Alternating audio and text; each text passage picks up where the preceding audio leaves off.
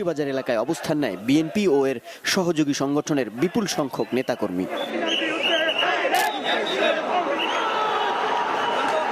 কিন্তু হঠাৎই উত্তপ্ত হল পরিস্থিতি।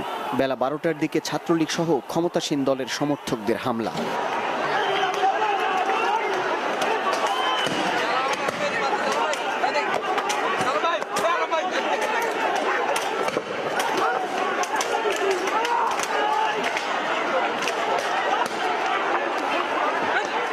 পুলিশের উপস্থিতিতে দীর্ঘক্ষণ ধরে চলতে থাকে ধাওয়া পাল্টা ধাওয়া, ইটপাটকেল নিক্ষেপ।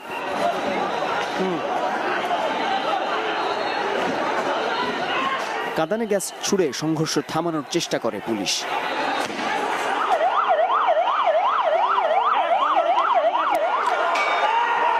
সংঘর্ষের মধ্যেই 12:30টার দিকে আদালত এলাকায় পৌঁছায় খালেদা জিয়ার গাড়িবহর।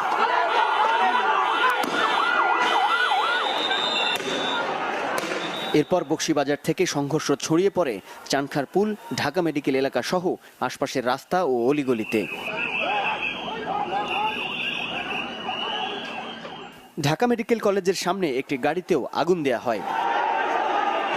প্রায় ঘন্টা দুয়েক পরে পরিস্থিতি কিছুটা শান্ত হয়। মাকসুদুন নবী, চ্যানেল 24, ঢাকা।